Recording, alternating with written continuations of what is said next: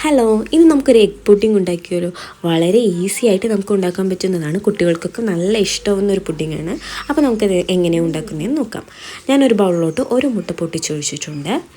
ഇനി 4 table spoon പഞ്ചസാര കൂടെ ഇട്ട് ഇത് നന്നായിട്ടൊന്ന് ബീറ്റ് ചെയ്തെടുക്കുന്നതാണ്.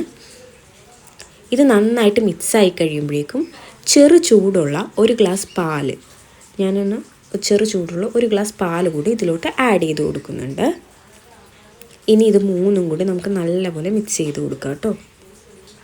ഇനി മുട്ടയുടെ മണമൊക്കെ ഒന്ന് മാറാൻ വേണ്ടിയിട്ട് കുറച്ച് ഏലക്കാപ്പൊടി കൂടെ നമുക്കിതിലോട്ട് ആഡ് ചെയ്ത് കൊടുക്കാം. ഏലക്കാപ്പൊടി ഇഷ്ടമില്ലാത്തവർക്ക് വാനില എസൻസ് ആയാലും ആഡ് ചെയ്ത് കൊടുക്കാം. ഇനി ഇത് വീണ്ടും നന്നായിട്ടൊന്ന് മിക്സ് ചെയ്ത് നമുക്കിതൊന്ന് അരിച്ച് മാറ്റി വെക്കാം കേട്ടോ. അപ്പോൾ ഇതൊന്ന് നല്ലപോലെ ഒന്ന് അതിൻ്റെ തരിയൊക്കെ മാറാൻ അരിച്ച് മാറ്റി വെക്കാം. ഇനി പഞ്ചസാര നമുക്കൊന്ന് കാരമലൈസ് ചെയ്തെടുക്കണം. അതിൽ കുറച്ച് പഞ്ചസാര എടുത്തിട്ടുണ്ട്. അതിലേക്ക് കുറച്ച് ചൂടുവെള്ളം കൂടെ ഒഴിച്ച് അത് നന്നായിട്ടൊന്ന് കാരമലൈസ് ചെയ്തു. ഇത് ഞാനൊരു ബൗളിലോട്ട് ഒഴിച്ച് വെച്ചിട്ടുണ്ട്. ഇത് സെറ്റായി വന്നിട്ടുണ്ട്. ഇത് ആറിക്കഴിയുമ്പോഴേക്കും നമ്മൾ എടുത്ത് വെച്ചിരിക്കുന്ന പാലും മുട്ടയും കൂടെയുള്ള മിശ്രിതം ഇതിലോട്ട് ഒഴിച്ച് നമുക്കൊരു ഇഡ്ഡലി ചെമ്പിൽ വെച്ചിട്ട് ആവി കയറ്റിയെടുക്കുക ഒരു 20 മിനിറ്റോളം. അപ്പോൾ ഇതിൻ്റെ അകത്ത് വെള്ളം വീഴാതിരിക്കാനായിട്ട് ഞാനൊരു സ്റ്റീൽ പാത്രം വെച്ച് മൂടി വെക്കുന്നുണ്ട്. അലുമിനിയം ഫോയിൽ സ്റ്റീൽ പാത്രം വെച്ച് നമുക്ക് മൂടി വെക്കാം. ഇനി ഇതൊരു 20 മിനിറ്റോളം നമുക്ക് വേവിച്ചെടുക്കാം.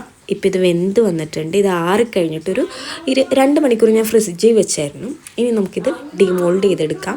ആ പാത്രത്തിൽ നിന്ന് എടുത്തിട്ടുണ്ട് ഞാൻ. അപ്പോൾ അടിപൊളിയായിട്ടുണ്ട്, നല്ല അടിപൊളിയായിട്ട് വന്നിട്ടുണ്ട്.